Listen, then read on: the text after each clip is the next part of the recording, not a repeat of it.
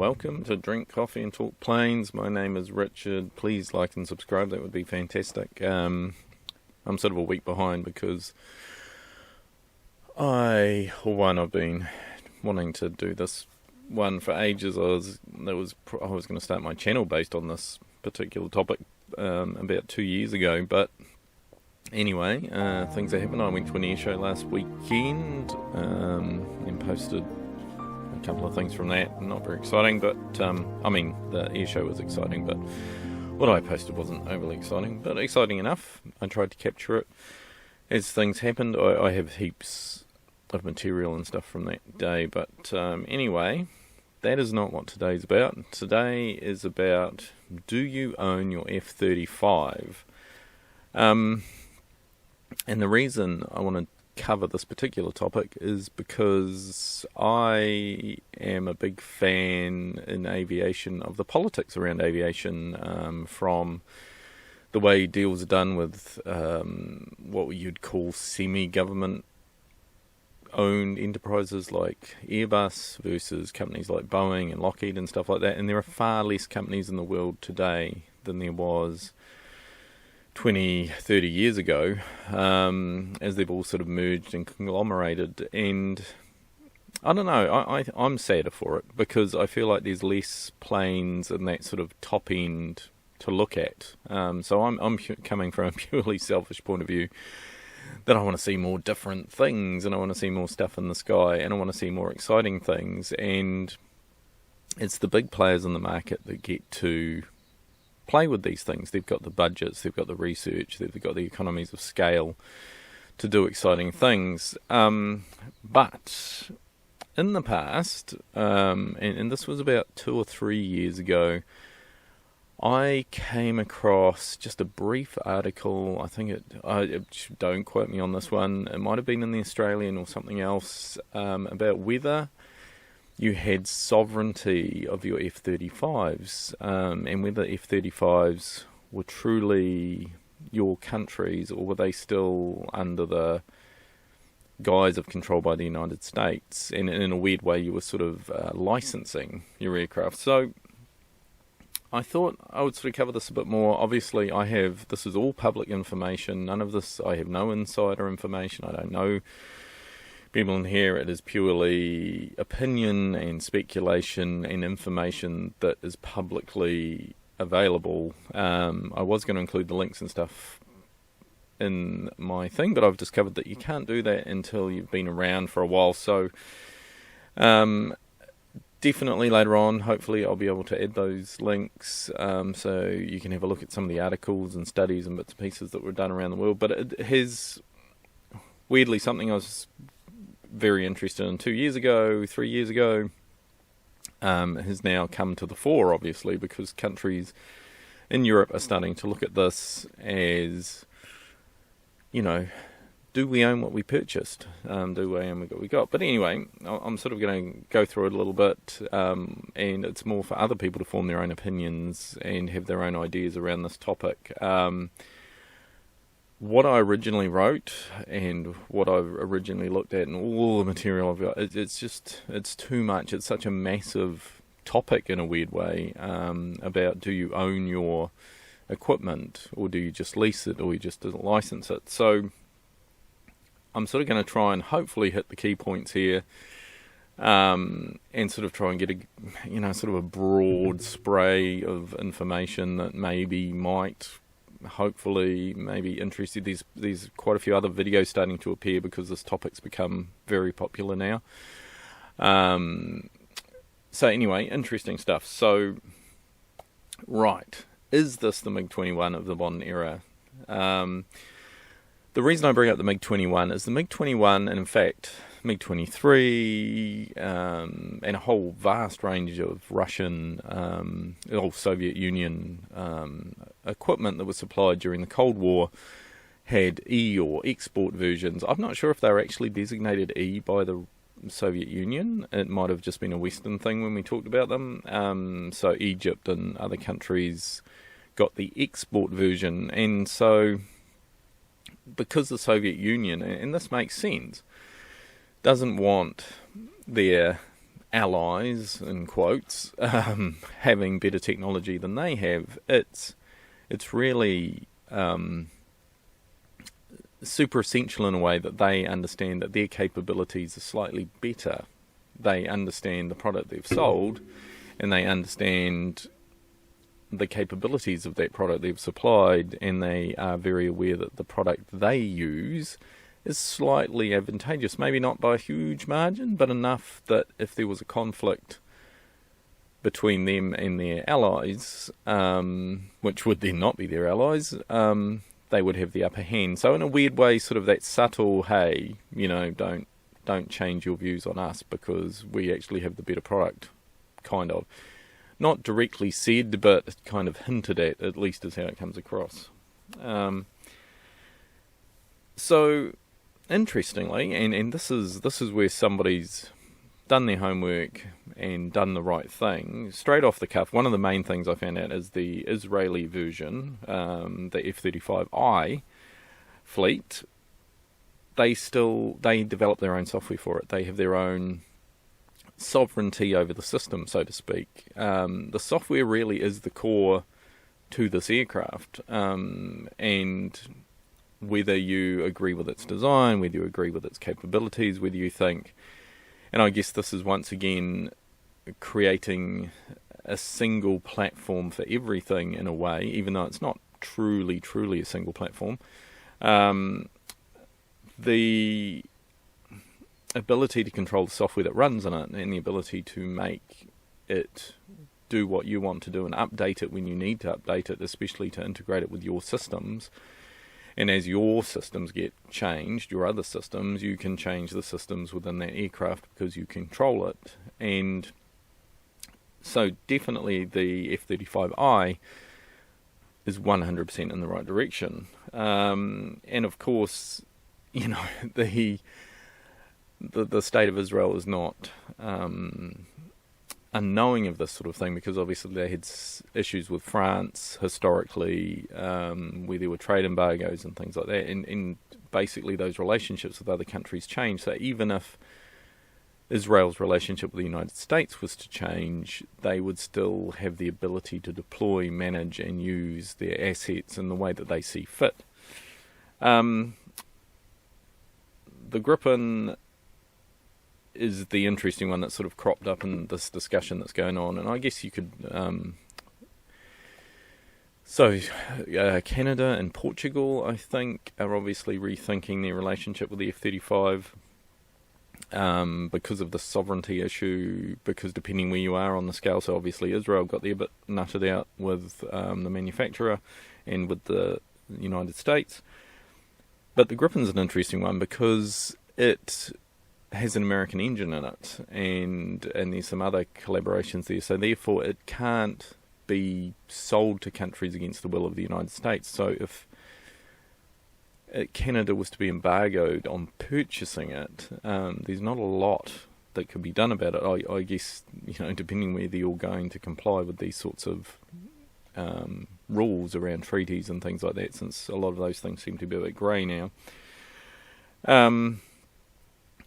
The big question, obviously the one I heard about a couple of years ago, was does the UK and Australia have sovereignty over these systems? And that's interesting. The UK being a tier 1, apparently they have at least the accessibility to the software. They at least have the ability to develop and write code and do updates and changes and stuff to it. And Australia apparently has a similar arrangement. So perhaps the UK and Australia are immune to this stuff, but everybody else falls into an unknown category by the sounds of it. And I don't think any sort of military or defence department's going to be too open about what level of control they have, because it would be a bit sad being dragged before your parliament or government and then sort of saying, hey, that thing we brought, and the fine points, we didn't really sort of nut them out, sort of, but I mean, it was a deal, it was a good deal, but we just didn't sort out the fine print about what we'd purchased.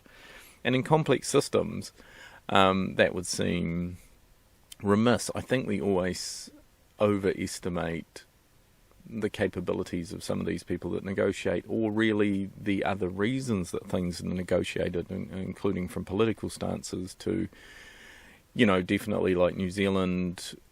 When we purchased stuff, we do tend to look to Australia to see what they have, so that there is some level of interoperability, even though we have occasionally gone off on our own in the past.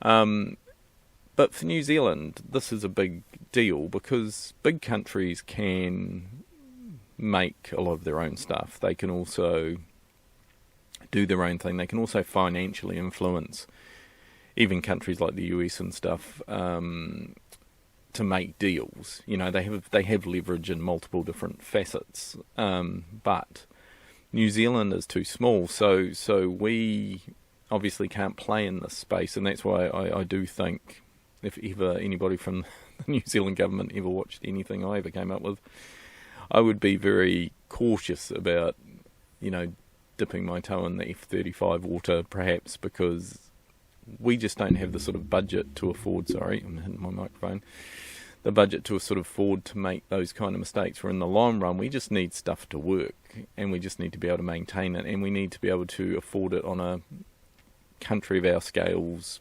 budget. So those things do play into it. We have to get as much bang for buck as we can. We can't make mistake purchases like other countries can, because the damage to our economy is just too great. The ability to bounce back from that sort of thing, is just too hard. If you damage something and it's millions of dollars to fix it, and then it's like, well, we'll just put it in the shed until we can get back to it later. So UK and Australia apparently have a level of self-control here.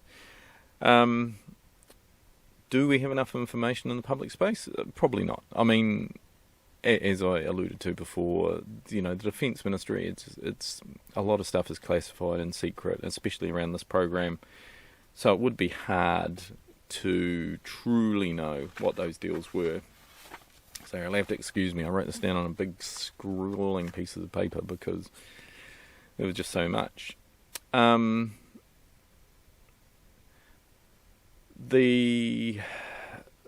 So, do you own the US-made F-35 you've just brought? Well, kind of, I guess, is the answer. It's more like a type of lifetime license. You own the physical thing, and you can run the physical thing, and you are, in a way, licensing its capabilities at the point. It's like a service agreement, I guess. Like the F-14s, which are still in Iran. Those planes are definitely not covered by any sort of American agreements or anything from back in the day, and neither are the Phantoms, I believe, that they have as well. But they've kept them going. Whether that would be possible with an aircraft of this type, I would be very doubtful. We've sort of gone from that mechanical sort of electronic era to very much a software-based platform, and a lot of the chipsets and all that sort of stuff would be custom, very custom silicon.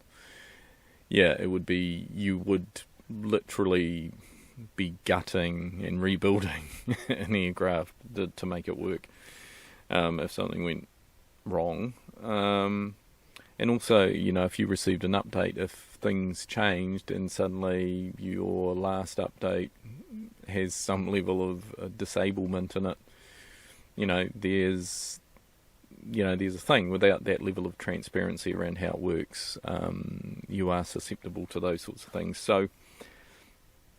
So I think, this current climate is very much a wake-up call to, countries have become very used to the status quo, and things can change, and yet politicians, I guess primarily, have been surprised by change.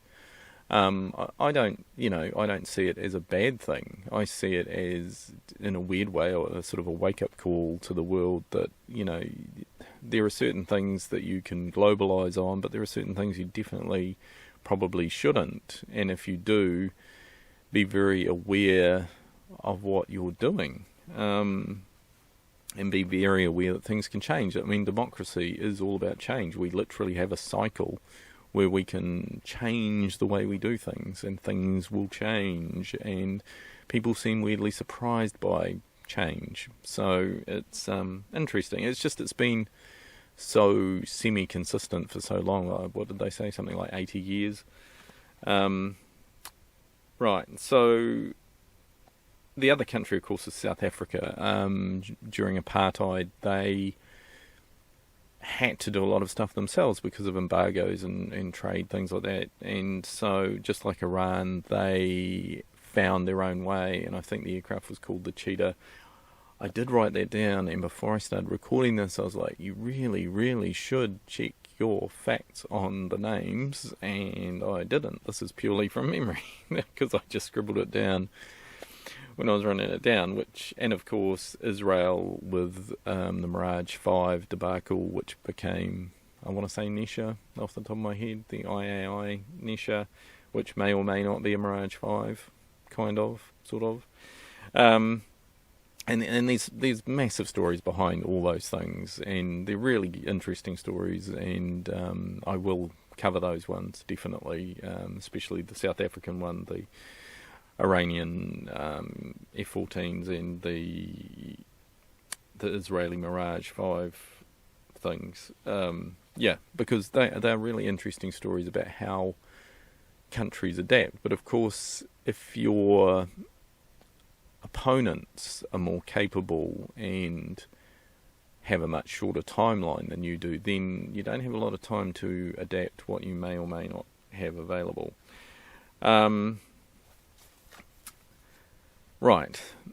In this day and age, obviously, possibly a bit more, substantially harder to reverse engineer. It's substantially harder to keep these sort of things going.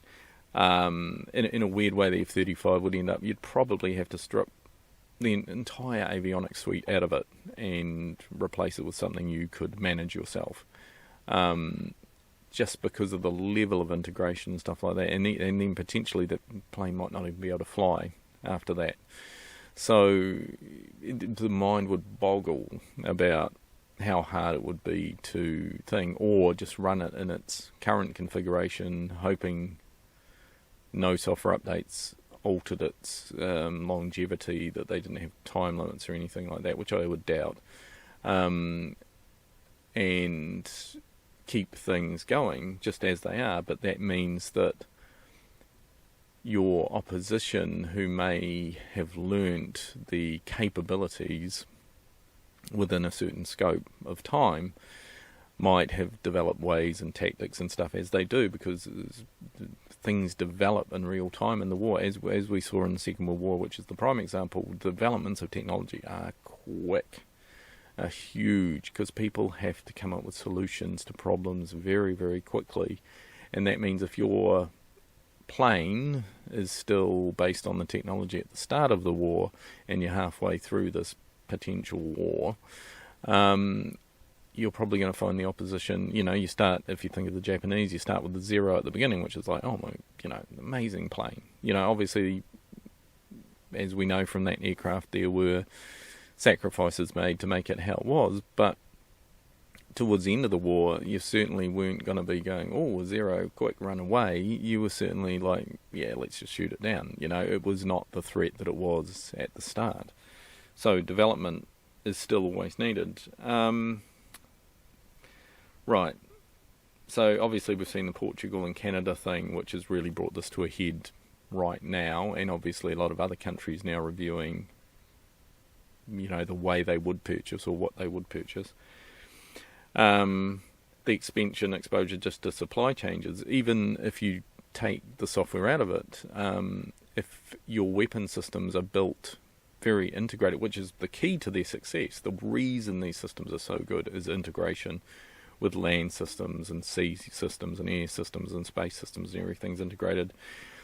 And in fact, talking about that, like if the American government decide, which was a rumour I heard floating around somewhere, I have nothing substantial to back this up, so don't quote me, this is just all hearsay, that if they were to reintroduce the errors back into the GPS system so it wasn't as accurate for the general public and people that were using it in a general sense. If you're not American, those are things we have no control over. So to rely on systems that belong to our and funded by other countries, if you start taking away these levels of integration, like how do these systems survive in reality? So supply changes could cripple the capability of even a, quote, superior product. So therefore having a slightly inferior product at least would be something you could use versus the superior product that now can't do the thing that it could do at all, pretty much. A multi-country or mixed indigenous systems product seems to be a much safer bet. So therefore things like the Eurofighter and other projects that we've seen in the past, like the Jaguar and Concorde and things like that. Now I'm talking about commercial aircraft, but because there's that level of relationship, or countries that have sort of done collaborative things, like Pakistan and China, India and France, obviously doing some relationship there, with the Dassault Rafale, I think that's how you meant to say it. Sure someone will correct me. There's definitely a room there if there's cooperation in the development and manufacture of the product, and definitely in design, and perhaps there is a higher level, especially in the UK, between BAE Systems and Lockheed around the F-35, but it's a troublesome space with these complex systems. Right, so the next thing, of course, is the single type of aircraft system, once again, being completely tied to one platform, because if you have an issue about a very integrated platform and you have no alternative that you can field, like literally a pilot comes back with a damaged aircraft and your system's been disabled through countermeasures or whatever, and you can't just run over, and another type aircraft that they're certified on could step into the gap, even if it wasn't as advanced. Whether the pilot's going to jump out of his F-35 and hopefully drag out an old Super Hornet or something, I'm referencing Australia here, obviously, and quickly get it in the air, because they still know how to operate those planes and keep them as a reserve. Just like the Americans do with the Air Force National Guard, they have, the F-16s and F-15s and stuff sitting around ready to go to defend their airspace. So it's not like there's a lack of fallback. When some of these countries have such more military budgets to maintain, that really keeping a single type of aircraft type on the field is really all they can afford, the F-35 might not perhaps be the greatest choice there. So changes in the political landscape, obviously, we have no control over. I do from a New Zealand perspective, because I vote for my government that I want. But you know what I mean? Outside of that, I don't control other countries' governments. They have their own sovereignty and their own political boundaries and all that sort of stuff. So the rules... I was listening to a military commander, and he was saying that American retired colonel, I think, and he was saying the strength of a treaty is in the willpower of the people who are in the treaty. So if there's no will to back that treaty up, it's not going to happen, is it? It's just a piece of paper at the end of the day. If you're like, I don't want to get involved in that conflict, because if I burn on all my resources fighting over there, I've got nothing to back it up over here where I live. And the thing is, though, if you look at the history of this, the really interesting part of this has been driven from the United States. We will protect you. We will station troops on your soil. We will have air defences for your country. We will do all this sort of stuff. And now to have a change, I guess in a weird way, France is cockily, France is pointing out now, perhaps we should have been a bit more circumspect about, doing things exactly this way and putting all our eggs in one basket, and we should have perhaps be ready to take care of ourselves and be able to take care of ourselves and develop our own industries and our own technologies and stuff like that. So France, interestingly, sorry, God, stop hitting that microphone, are already there. They already have that technology to field, and now they're offering support to other European countries, because unlike the Europeans, the threat that is currently raging near the edge of Europe, that's their backyard. It's literally a piece of land that you can drive across in a car. There's nothing to stop that escalating into Europe. But there's a giant, and this is not a direct quote because I'm going to get it wrong, the Rhine versus the Atlantic. The Rhine is a very thin strip of water versus the Atlantic, which is a very wide piece of water that you have to get across. So in a weird way, just like New Zealand is, America is very isolated from a war in Europe. In reality, they can literally withdraw back into their own borders, and it probably won't affect them at all in any way, shape or form, except, if you're travelling to Europe, might be more of a challenge. But at the end of the day, that is a reality for them. When countries like France and Germany and the UK, that's their neighbourhood, that is where they live, and they are attached to it by a piece of land, except for the UK, there's a thin strip of water there, but it's very real for them, and they have to deal with it in a real and day-to-day sense. So the rules of trade and weaponry, this is not a complete list, this is a hypothetical list. 1, keep the best weapons for yourselves, always. If you make them for other people, make an export version of it. A unique or different version. Export versions cannot be sold to someone else without your permission, seems to be rule number 2. Number 3, support and updates can be used as future leverage over these countries that purchase from you. That is very true. Number 4, I keep the weapons, but base them in your territory and give you and give me what I want, and I will use my toys to protect you. So basically, we're looking at military bases, the American military bases in Europe, or Japan, and basically, yes, you can have access to the toys, but we are the gatekeepers. We will have all that stuff there, but it's our stuff. So, yes, we will offer you protection as long as we have a trade agreement or whatever, very transactional. I get it. I absolutely get it. Right, and as well as that, obviously it can be used as soft power by contributing to local economies and stuff like that. You can definitely make sure that communities and that are positive and will see things in a positive light around your military presence there. So it's sort of a soft influence around the area.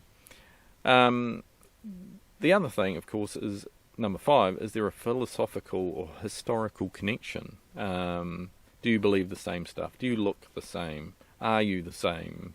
In other words, I've got your back, Jack, kind of thing. There's a feeling of historical obligation to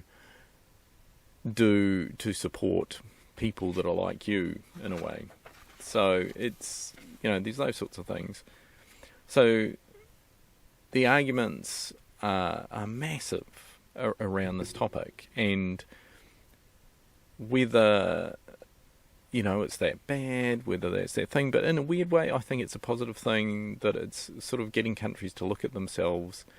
Militarization's not a great thing. The only reason I see it as a positive in some ways is because I might get to see new planes, and I like new planes, and combat aircraft are the pinnacle of engineering to me, and so I love seeing them, I love hearing them, I love reading about them, the performance specs, the capabilities, all this sort of stuff. And sadly, I'm a little bit of an F-35 doubter because I'm kind of like, oh, come on, we can't all just fly the same damn planes because it'll be boring to look at.